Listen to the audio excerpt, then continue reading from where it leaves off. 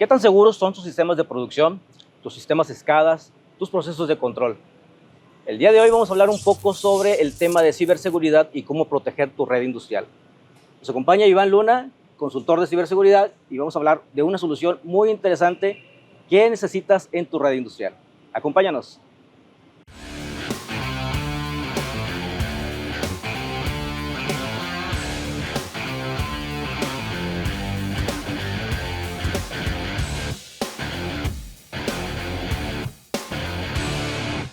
Pues bueno, bienvenidos a un episodio más de Industria en Acción. Hoy vamos a hablar de un tema bien interesante que es ciberseguridad industrial. Iván, ¿cómo estás? Muy bien, Ernesto, muchísimas gracias. Un gusto de estar por acá. Qué bueno que te tenemos por acá. Tú estás en Ciudad de México, ¿verdad? Correcto, yo tengo base en Ciudad de México, sin embargo tenemos que estarnos moviendo por toda la zona. Tú eres consultor de ciberseguridad. Así es. ¿Cuál es la diferencia entre consultor y especialista? Fíjate que es una pregunta constante que se hace y la realidad es que nosotros como consultores buscamos tomar varias tecnologías y hacer que trabajen en conjunto y mostrar así una estrategia más que una sola tecnología de manera aislada. Ok, el día de hoy vamos a hablar de una solución en específico, pero esta solución se puede integrar con muchos otros sistemas. Claro, dentro de Risoul, por ejemplo, lo que hemos hecho es identificar cuáles son las tecnologías que tienen nuestros fabricantes y hacerlas que trabajen en conjunto. Una de ellas abarca un punto específico que es la protección dentro de los sistemas. Sin embargo, se puede enlazar con la parte de detección, monitoreo e incluso con la parte de recuperación. Entonces, todo nuevamente tiene que trabajar en conjunto para que la estrategia funcione de manera correcta. Excelente. Oye, y aparte de tenerte en este episodio, ayer cuéntanos un poquito de qué hiciste ayer. El día de ayer hubo un evento en Risoul, un seminario dedicado a usuarios finales. Platícanos qué aprende el usuario en esos seminarios. Pues mira, básicamente fue un seminario bastante corto, son 3 horas que la verdad no nos alcanza para dar todas las tecnologías y cómo funcionan a detalle, pero sí nos funcionan mucho para sembrar esa semilla y que ellos empiecen a generar ideas de cómo pueden proteger o robustecer las estrategias que ya tengan ellos en mente para los sistemas de control. Exacto. Oye, Iván, platícame un poquito, ¿por qué es tan importante el tema de la ciberseguridad en la industria?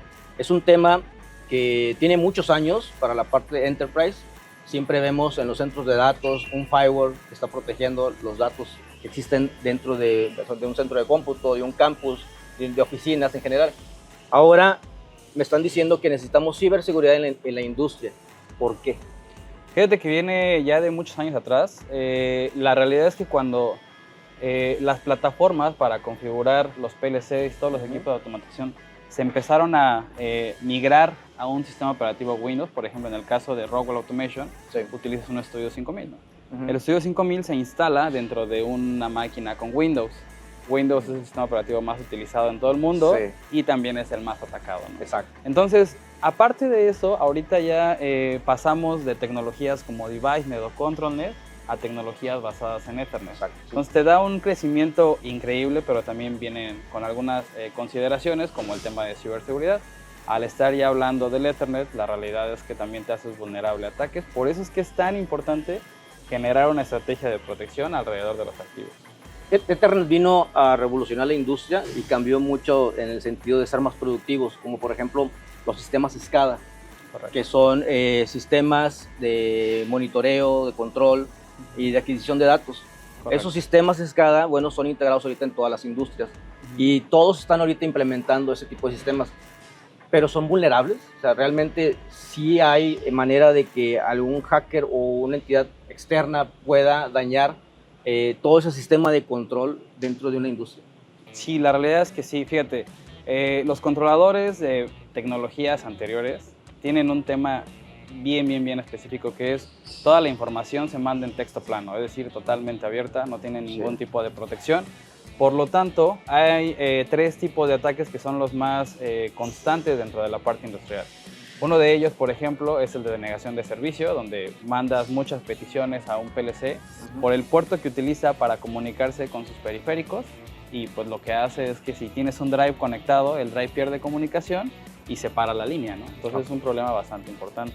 Y de ahí en fuera que no tienes ningún tipo de protección, no hay algún tipo de autenticación y cualquier dispositivo se puede comunicar con cualquier otro mientras esté dentro de una sola red. Entonces la realidad es que sí es un punto que tenemos que considerar. Ha habido muchos ataques, me he investigado un poco y nos hemos dado cuenta por cuando hacemos visitas con los clientes y revisamos esos ataques a la industria específicamente. Platícame de uno que recuerdes que haya sido. Yo recuerdo uno, mira, antes de eso, yo recuerdo uno, es uno que atacó plantas nucleares en Irán, por allá cerca del 2010, Stuxnet, ¿no? Stuxnet, correcto. Exacto. Sí, sí, sí. Platícanos un poquito de cómo fue ese ataque. Fíjate, ahí tienes varios puntos importantes. Algo con lo que uno siempre se encuentra cuando va a las plantas es una respuesta en donde te dicen, mi red no está conectada a internet ni a la red de TI, ¿no? Está aislada. Y justamente el caso de Stuxnet en la planta nuclear en Irán estaba así, no estaba conectada a internet ni tampoco estaba conectada a la red de IT. Lo que pasó fue que a través de ingeniería social, es decir, se dice que dejaron USBs regadas alrededor de la planta, en el estacionamiento, y pues las personas o los operadores, pues el ser humano por naturaleza es curioso, ¿no? Entonces tomó una de estas USBs y la introdujo en una de las workstations del sistema de control y pues bueno, infectó el sistema, ¿no? Esa computadora ya infectada se empezó a replicar a través de toda la red y empezó a escuchar el comportamiento del sistema. Una vez que ya había escuchado, empezó a hacer modificaciones dentro de las centrífugas, que son estos dispositivos que se utilizaban para enriquecer uranio, ¿no? Entonces mostraban que la velocidad estaba bajando, la tenían que compensar de manera manual, pero los operadores se dieron cuenta que algo estaba mal porque empezaron a zumbar de una forma diferente, ¿no? Entonces cuando se metieron a ver la lógica a detalle, pues el sistema ya había sido modificado y las centrífugas ya estaban totalmente dañadas, ¿no? Tuvieron que apagarlo para que no ocurriera algún accidente. ¿Pudo haber sido catastrófico ese evento? Pudo haber sido catastrófico. O sea, de llegar a dañar sistemas de control y causar pérdidas millonarias a una empresa, ¿puede llegar a la parte física? O sea, ¿puede dañar a las personas en algún Totalmente punto? de acuerdo. Ese es un punto bien importante de la ciberseguridad industrial, que no nada más proteges el mundo digital, sino proteges a las personas que laboran dentro de las plantas de producción, a los activos que ya adquirió el usuario final, y la comunidad y personas que viven alrededor de las plantas de producción. Eso es lo importante de la ciberseguridad industrial. Platícame de otro ataque conocido también o que la gente pueda identificar. Fíjate, hay muchos. Ahorita el que se me viene a la mente es uno donde hubo algún intento de modificación, por ejemplo, a la cantidad de sosa que se le agregaba al agua en una planta nuclear en Oldsmar, Florida, por allá del 2021. Y que puso realmente en jaque a las autoridades de Estados Unidos, ¿no? Entonces, ¿por qué? Porque esa agua se iba a convertir en agua tóxica que iba a, pues, justamente dañar a las personas de la comunidad de Oldsmar. Causar una nube tóxica, ¿no? Creo que sí lo vi en las noticias. Sí, correcto. Y ese es un punto bien importante porque hay muchas malas prácticas que todavía siguen dentro de las redes industriales, que es, por ejemplo, acceso remoto a través de plataformas que no son nada seguras, ¿no? Entonces, si uno que utiliza eso por necesidad más que por gusto, ¿no? Entonces, ¿quiénes dañan esas instalaciones? ¿Quiénes son las personas dedicadas a hacer esto? ¿Y por qué? ¿Para qué? Pues mira, son ciberdelincuentes que pueden tener diferentes motivaciones, ¿no? Una de ellas puede ser, por ejemplo, temas políticos, puede ser competencia, pueden ser muchísimos temas, ¿no? Pero al día de hoy, por ejemplo, ya no son solo personas aisladas que están intentando atacar a alguna empresa, sino son grupos que ya cobran por hacer algún tipo de ataque, ¿no? Ya sea a personas o a industrias. Híjole. Oye, y yo estuve leyendo un caso también, pérdidas millonarias, arriba de $100 millones a una empresa dedicada a alimentos y bebidas. Creo que fue un ransomware y afectó pues toda la operación industrial. Correcto. No sé si recuerdas ese caso. Fíjate que sí fue muy famosa ya del 2017 y todas las empresas que cotizan en bolsa y tienen un ataque tienen que declararlo. Y si tuvieron que pagar un rescate, tienen todavía un poco más de tiempo, pero también tienen que declararlo, ¿no? Y este caso fue muy particular porque, por ejemplo, no pararon el sistema de control, el sistema siguió trabajando, pero todos sus servidores estaban encriptados, entonces todo lo que ellos utilizaban para la parte de la calidad no lo podían sacar al mercado. Aunque seguían produciendo, tuvieron que parar su comercialización de los productos. Y esos rescates pues son millonarios, me imagino. O sea, totalmente. Normalmente lo piden en tema de bitcoins porque si pides una transferencia rastrean, ¿no? Es más fácil rastrearlo, pero en el tema de bitcoins es mucho más difícil hacer ese rastreo de las transacciones. Órale. Bueno, pues muy buena información, así es que ya saben, la protección industrial ahorita es un tema muy importante el cual podemos nosotros atacar y solucionar. Tenemos por aquí un equipo del Fortinet y me platicabas que es un equipo específicamente para la industria. Correcto. ¿sí? Diseñado para la industria y por la industria. ¿Cuál es la diferencia de un equipo que sea integrado en la parte industrial de control a un equipo que esté a lo mejor en un centro de datos, en la parte enterprise, por ejemplo?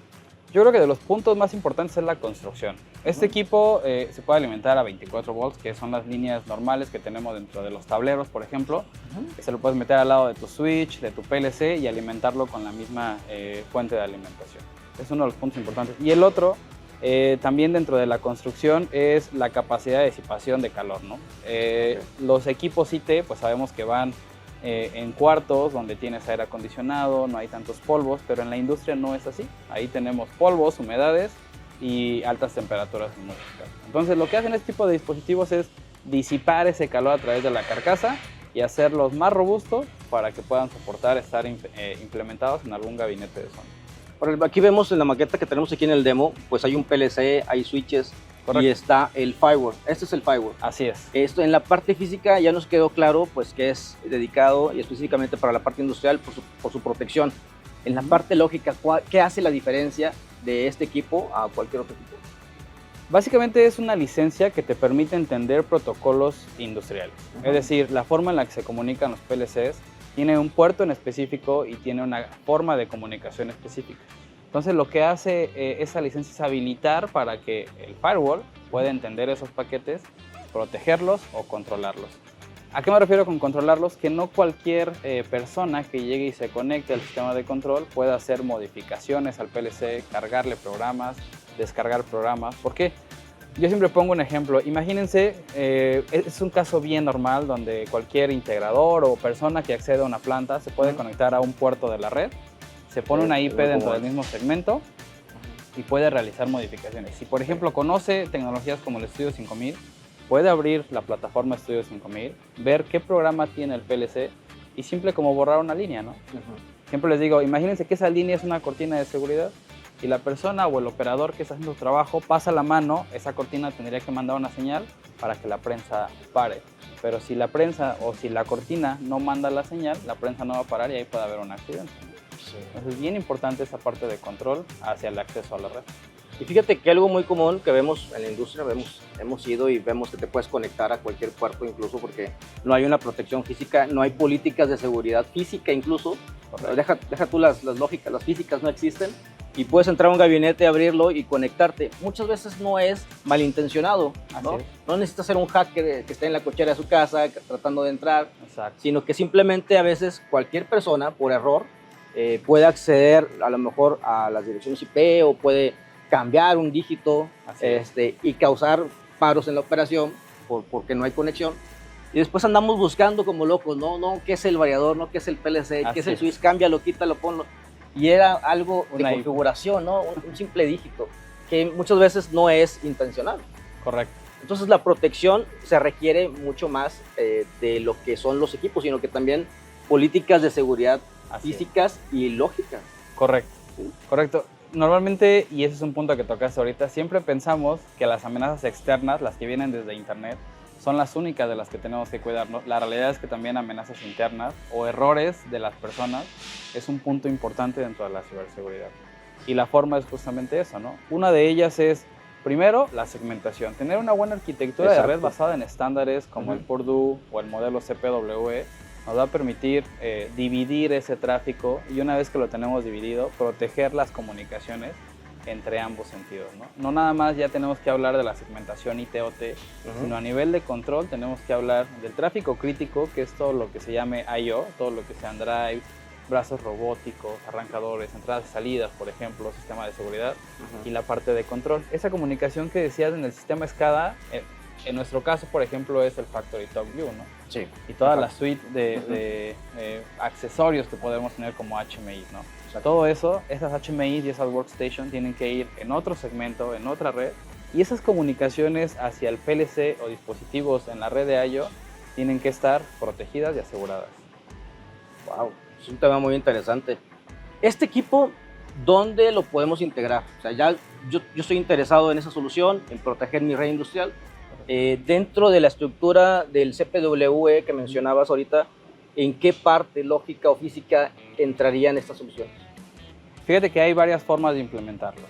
Normalmente conocemos que donde van los firewalls es en la zona desmilitarizada industrial. Y esa es la conocida como 3.5. Ahí sí o sí tenemos que tener mínimo uno, ideal dos firewall, conectados en alta disponibilidad, en HA. Estos switches están diseñados para ir entre tu switch de distribución y tu switch de acceso, ¿vale? Okay. O también otra arquitectura es al lado de tu PLC cuando tienes segmentado basado en tarjetas de comunicación. Es un punto bien importante porque la comunicación entre tu PLC y tus dispositivos finales tiene que estar lo más limpia que se pueda. Porque si yo le meto procesamiento entre la comunicación de un drive y un PLC, puedo estar alentando la entrega de ese paquete y se me puede ir a falla. Entonces ahí no es el escenario ideal para comunicar estos dispositivos o implementar estos dispositivos. Lo ideal es entre tu PLC y tu workstation y tus computadoras. ¿Por qué? Porque las computadoras, como ya lo dijimos, tienen un sistema operativo Windows y pueden estar infectadas y realizar una modificación a tu PLC. Pero si tú proteges con un dispositivo como estos, puedes estar analizando todo el tráfico que va a pasar hacia el PLC, y si detecta algo diferente o algo raro, o se está comunicando por un puerto que normalmente no lo hacía, va a bloquear esa comunicación. O incluso uno puede configurarle al firewall que no bloquee esa comunicación, pero que sí le esté monitoreando, para que si pasa eso podamos entrar al equipo, a la workstation y ver qué es lo que está pasando. ¿No? Es correcto. Mira, tenemos el diagrama ahí más o menos del CPWE. Dinos más o menos dónde entraría esta solución que es industrial. Correcto. Voy a pasarme un poco de este lado. Sí, claro, adelante. Estos son los switches de distribución, ¿correcto? Y estos son los switches de acceso. Correcto. Estos switches se le conocen como acceso porque son donde conectamos los dispositivos finales, ¿vale? Y los switches de distribución son los que conectan los diferentes switches de acceso. Entonces, el lugar correcto para implementar una de estas tecnologías es en esta zona. Entre los switches de acceso o tu red de acceso y la de distribución. Correcto. Okay. ¿Para qué? Para que toda esta parte, todos los switches de acceso, podamos cerrar de manera lógica y asegurar con algún tipo de gabinete, por ejemplo, que eso sería una protección física. ¿Okay? ¿Qué hacemos con esto? Que nadie, ningún integrador o persona que entre a la planta se pueda conectar desde los switches de acceso. Ahí no va a haber ningún tipo de acceso. ¿Por qué? Porque aparte eso está dentro de un gabinete y con un candado. Punto. Okay. Todo lo tenemos que obligar a conectarlo desde el switch de distribución.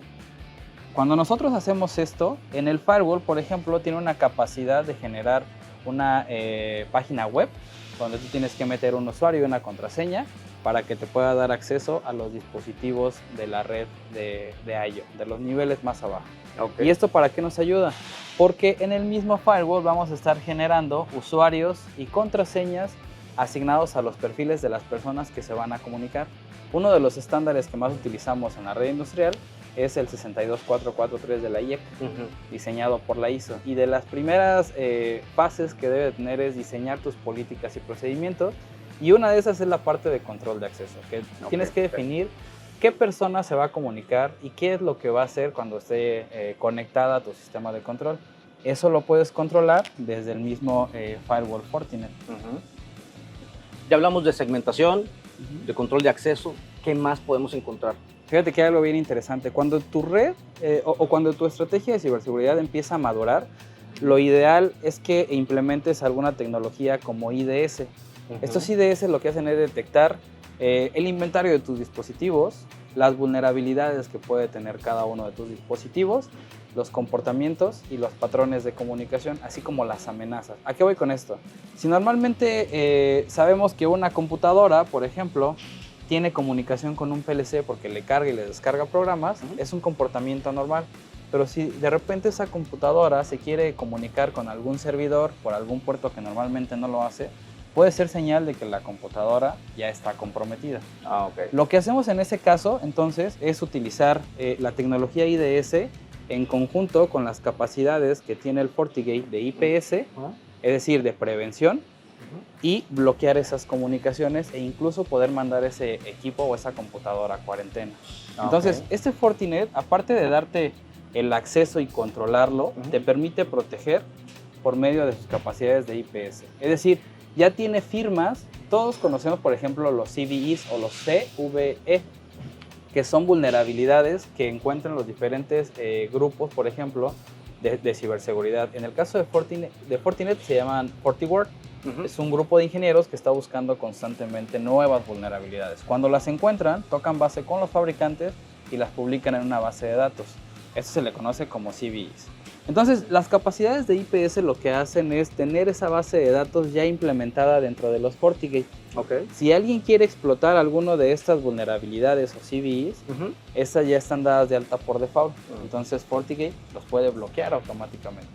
Ahorita mencionaste cuarentena y eso es algo que cuando a alguien de operaciones dices cuarentena y dices vas a quitarle algo de la producción o vas a parar por alguna falla, correcto, pues me causa ruido, ¿no? Digo, no, yo necesito estar operando porque mi necesidad no es proteger, es seguir operando. Seguir operando, ¿Cómo combates eso? Fíjate que sí causa un poquito de temor decir, híjole, vas a ponerme seguridad, pero vas a impedir que siga elaborando mi proceso y mis KPIs son producir. Totalmente de acuerdo. Para eso, por default, vienen tal vez bloqueadas esas comunicaciones o esas acciones. Okay. Lo que podemos hacer es cambiar ese bloqueo a monitoreo y nosotros, por ejemplo, algo que se me ocurre es tener un equipo de respaldo con todos los software ya precargados para que en caso de que algún dispositivo esté comprometido, no lo mandemos a cuarentena, sino lo quitemos, la herramienta nos va a avisar y llegamos con el nuevo y lo ponemos, ¿no? Okay. Eso está súper. Otra cosa que también es una inquietud de todos los usuarios es la integración con sistemas existentes. ¿Qué tengo que cambiar o qué tengo que adaptar para que yo pueda pueda tener esta protección? Pues mira, la realidad es que buscamos acoplarnos. El tema de la ciberseguridad es un tema totalmente agnóstico. Independientemente del color, la marca que estés utilizando, tienes que convivir dentro del mismo ecosistema. Lo que sí recomendamos ampliamente es que esas tecnologías puedan comunicarse entre sí. ¿A qué voy con esto?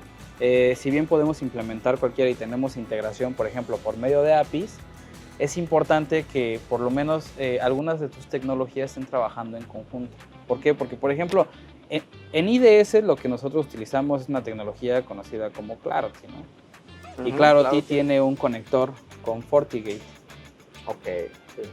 Entonces, esta comunicación se hace de manera transparente y es mucho más sencillo a que tengas una herramienta, por un lado, un IDS, que te esté dando vulnerabilidades y que cuando detecte algo no lo mande de manera automática, tú tengas que manualmente acudir a hacer la integración. Entonces, Clarity es una aplicación, un software que bien. Clarity es un software que vive dentro de un servidor y que lo que haces es tú enriquecerlo por medio de puertos, ya sea spam o algunas detecciones activas. Y que van a darle una base de datos o información más rica a la herramienta de Clarity. Tú sabes que nosotros somos pro Rockwell. ¿Qué tan familiarizado está esta protección con Clarity, con FortiGate? Pues mira, está totalmente integrada. Por ejemplo, en el caso de Clarity, hablando específicamente de CTD, dentro de Rockwell Automation hay un software que me gusta muchísimo que te permite sacar respaldos de todos tus controladores, ¿no? Clarity CTD también se puede sumar a esta herramienta que se llama FactoryTalk Asset Entry.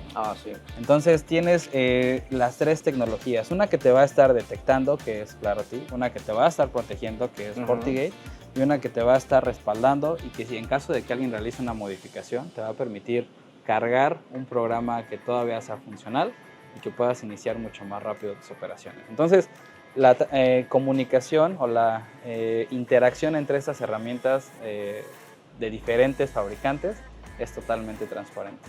Wow, pues excelente. Así es que, pues ya lo saben, ingenieros, es una solución que presentamos el día de hoy. ¿Podríamos ver un poquito del dashboard, Iván? ¿Cómo funciona el FortiGate en cuestión de gestión o aplicación, configuración? Sí, claro. Digo, podemos ver, por ejemplo, ahorita lo que es la dashboard, cómo tienes que entrar y poner tu usuario y tu contraseña, cómo antes de eso, si tú lanzas un ping, por ejemplo, al PLC no lo vas a alcanzar, pero una vez que ya metiste tu usuario y contraseña, pues ahora sí te permite tener el acceso a todo lo que esté permitido dentro de tu política, ¿no? Te lo pregunto porque, mira, los usuarios, perdón que te interrumpa, los usuarios es algo que buscan también. Ya les integramos la red industrial y fue una transformación completa de un ingeniero que a lo mejor no conocía tanto de redes, ya se metió a configurar switches. Pero ahora les hablas de un firewall y dices, es algo muy complicado, es algo que no podemos manipular, que necesitas una especialización, el ingeniero de IT, pero más que nada para eso, ¿es sencillo manejarlo? Es muy sencillo, te puedo decir que Algo por los que les gusta mucho Rockwell Automation a los usuarios es por la facilidad de la interfaz, en este caso el Studio 5000, y es un caso similar al tema de Fortinet. Fortinet adicional tiene algo que se le conoce como Fast Tracks, que son ya laboratorios totalmente en la nube con equipos reales que podemos, por ejemplo, agendar para que ustedes puedan dedicarle un tiempo y configurar el firewall, ver cómo se comunica con un PLC, generar una política, o sea, hacer las cosas que normalmente uno haría con este tipo de dispositivos. ¿Qué te parece si entramos un poquito al dashboard? Bueno, lo que tenemos en pantalla es la arquitectura mostrada dentro de la maqueta que vimos hace un momento. Lo que estamos haciendo aquí es utilizar características de control de acceso que viven dentro del firewall de nueva generación de Fortinet. Sería en este caso un FortiGate 60F. Lo que estamos logrando con esto es que cualquier persona externa que se quiera conectar al sistema de control tendría que pasar primero por el FortiGate, utilizar un usuario y contraseña que previamente nosotros dimos de alta para tener acceso a los equipos de control de la parte de arriba. ¿Ven? Una vez que decimos esto, podemos ir a la interfaz del FortiGate. Lo que vamos a hacer es tratar de entrar al controlador, ¿vale? Para eso vamos a poner la IP del PLC que vimos anteriormente, que es la 192.68.10.20. Le vamos a dar un enter y nos despliega esta pantalla. Aquí lo que vamos a hacer es previamente con las configuraciones que nosotros dimos de alta, va a permitir el acceso. Y aquí fíjate que ya estamos entrando con esa política que nosotros le dimos de alta. Si nosotros quisiéramos, por ejemplo, que algún contratista o algún integrador quisiera tener acceso a nuestro controlador, primero tendría que pasar por incluso podemos agregar un doble factor de autenticación. En este caso solamente fue usuario y contraseña. Podemos dejar ahí todo el tiempo que queramos o incluso podemos definir una semana o ciertos días para que podamos tener acceso. ¿Ve? Y eso ya nos va a permitir alcanzar todos los dispositivos que estén dentro de nuestra política. Por ejemplo, otro de los switches es, otra de las direcciones IP es el switch. Y nos damos cuenta que también nos da acceso. Y vamos a dar en continuar. Y también podemos tener acceso a la interfaz de nuestro switch. Y todo eso evidentemente va a estar pasando por el firewall y va a estar gestionando o viendo ese tráfico, ¿no? Y no solamente viendo, sino también analizando con las funciones de Deep Packet Inspection. Otro punto importante es que todos estos dispositivos están siendo monitoreados por una herramienta conocida como Cloudy, que básicamente es un IDS y que vive dentro de una NUC, que es esto que tenemos acá. Si nos damos cuenta que aquí en Assets, por ejemplo, que aparecen todos nuestros activos, nos vamos específicamente, por ejemplo, a este Compact Logics, aparte de Risk and Vulnerability, nos vamos a la parte de abajo, nos damos cuenta que tienen estos valores conocidos como Common Vulnerability Exposure, o por sus siglas en inglés, CVE, y tienen una nomenclatura. Si nosotros buscamos en Internet, nos vamos a dar cuenta que es una vulnerabilidad encontrada a los dispositivos. Incluso aquí en la herramienta te da acceso a esos hipervínculos, ¿vale? Pero estas, por ejemplo, ya platicábamos que el mismo firewall tiene funciones de IPS o de Intrusion Prevention System. Lo que logramos con eso es entrar, por ejemplo, a los FortiGate. Voy a entrar nuevamente. Y vamos a ver cómo el mismo FortiGate ya tiene una base de datos que nos permite proteger esos dispositivos de manera automática. Vamos a ir aquí a IPS Signatures y aquí ahorita lo que vamos a hacer es buscar todas esas firmas de Rockwell Automation. Estamos buscando las de Rockwell Automation porque son las marcas que tenemos dentro de esta maqueta. Pero si en tus instalaciones tienes equipos de algún otro vendor, también los podemos proteger por medio de estas funcionalidades de IPS, ¿vale? Y fíjense que aquí tienen toda una base de datos de CVEs que fueron tomadas de diversas plataformas, como mismo FortiGuard Labs, que es la propia de Fortinet, de la CISA y de de algunas otras, y todas esas tienen por default que se bloqueen. Es decir, si alguien quisiera explotar una de las vulnerabilidades encontradas en este PLC y esa comunicación está protegida por este FortiGate, automáticamente va a hacer la función como guardaespaldas y no va a permitir que esa vulnerabilidad sea explotada. Como comentábamos, lo importante es que tengamos esa integración entre diferentes tecnologías que nos permitan proteger nuestro sistema de control. Para lo que platicábamos de usuarios es muy sencillo empezar a generar los usuarios. Fíjense que aquí, por ejemplo, no solo tenemos uno, tenemos varios. Y algunas de esas están funcionando para un tema de VPN, ¿vale? De modo que si le asignamos de manera segura internet a este firewall, también nos sirve como rematador de VPNs. Es un punto bien importante. ¿Okay? Fíjate, Iván, que último, es el temor de activar internet en la red industrial. ¿Eso no genera algún conflicto? Sí.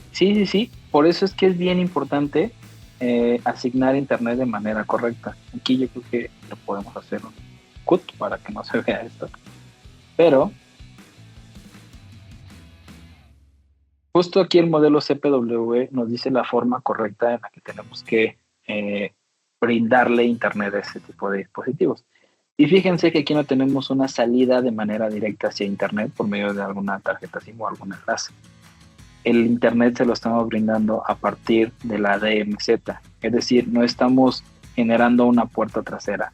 Dentro de las políticas que vamos a estar generando aquí en la DMZ, vamos a permitir que este firewall que tenemos implementado en el piso de planta pueda salir a internet de una forma segura por medio de los puertos únicamente que se necesiten para dar salida a esa VPN. Y adicional, como lo platicábamos, no solo asignar un usuario y contraseña, que sería entrar con algo que nosotros sabemos y que podrían robar esas credenciales o venderlas justamente en la internet, sino también un doble factor de autenticación que nos permita entrar con algo que adicional tenemos nosotros en nuestro poder, que en este caso podría ser un teléfono celular, por ejemplo, para que nos llegue un mensaje de texto y ese código que nos va a llegar por mensaje de texto nos permita acceder a la VPN o al sistema de control de una forma segura. Eso en primera instancia. Adicional, por ejemplo, podemos tener otras tecnologías que nos permitan no solo asegurar la conexión, sino también saber la postura del equipo que se va a conectar. Es decir, saber si el equipo a conectarse cuenta con un antivirus, qué sistema operativo está manejando, qué parches son los que se han implementado, y todo eso nos va a robustecer la confianza y la seguridad de los equipos que van a conectarse a nuestro sistema de control. Y eso nos ayuda muchísimo. También podemos adicionar una última tecnología que no tiene mucho tiempo que se liberó, que nos permite incluso por medio de acceso remoto seguro grabar todas las sesiones que se estén teniendo de acceso a los sistemas de control para guardar evidencia de los cambios que se hicieron. Entonces, con diferentes tecnologías trabajando en conjunto, nos permite tener un acceso remoto seguro de una forma mucho más segura. Pues muy interesante, Iván. La verdad es que sí está muy sencillo de manejar, fácil de configurar. Se puede decir como conclusión, ahorita que platicábamos viendo el diagrama que estabas mostrando ahorita, que no existe una única solución para protegernos contra ciberataques. Correcto. No hay una sola tecnología o un solo fabricante que te pueda proteger al 100%. Tenemos que hacer uso de diferentes tecnologías que puedan trabajar entre sí en conjunto para proteger tu sistema. Y eso no solamente es una implementación tecnológica. Recordemos que la ciberseguridad empieza con un cambio cultural, ¿no? Exacto. Los operadores son los primeros que tienen que empezar a proteger los sistemas de control. Como dejar de recoger UCBs, ¿no? Como dejar de recoger USBs, correcto. Exacto. Pues bueno, ingenieros, esto es un tema muy interesante, muy extenso, la verdad. El tema de la ciberseguridad industrial es para operaciones críticas. La verdad es que es un tema muy interesante. Platícanos, Iván, ¿cómo le hace la gente que nos está viendo, si es un usuario que está pensando en implementar ciberseguridad industrial? ¿Cómo podemos ayudarlo? ¿Cómo podemos asesorarlo? Lo primero que podemos hacer es tener una reunión. Que nos llamen, ¿no? Primero, que se pongan en contacto con nosotros. De hecho, dentro de la plataforma pueden dejar sus comentarios entran a la página web de Risoul, risoul.com.mx, y entrar a un formulario de la parte de Fortinet en donde ustedes pueden registrarse, dejar sus datos, y Iván los visita. ¿Tú los visitas o qué onda? Correcto, hacemos recorridos, hacemos levantamientos, damos recomendaciones de entrenamientos, todo lo que sea dentro de nuestro alcance. Por último, este ingeniero necesita esta solución o necesita integrar ciberseguridad. Antes de que tú vayas, ¿qué necesita? Necesita saber cuál es el estado actual de su sistema. Necesita ver bien cuáles son sus áreas de oportunidad e identificar qué considera él que es lo que le duele. Y si no lo sabe, podemos ayudarlo también. Y si no lo sabe, podemos ayudarlo. Excelente. Pues Iván, muchas gracias por acompañarnos. La verdad es que estuvo muy interesante este tema, es muy extenso. Vamos a ver si hacemos una segunda parte, ¿te parece? Totalmente de acuerdo. Y bueno, pues no se pierdan que próximamente vamos a tener seminarios, workshop, en donde vamos a hablar el laboratorio que mencionabas ahorita, para que los usuarios puedan practicar y moverle a sus equipos. Y si están pensando en la integración de ciberseguridad industrial, pues pueden contar con nosotros, que somos un equipo completo, asesorados también por el fabricante, llevados de la mano por el fabricante, en donde también Iván, pues con toda su experiencia, puede ayudarnos a esta solución. Muchas gracias por acompañarnos y pues bueno, los esperamos en el próximo capítulo de Industria en Acción. Y recuerda, si quieres ver más contenido como este, síguenos en nuestras redes sociales.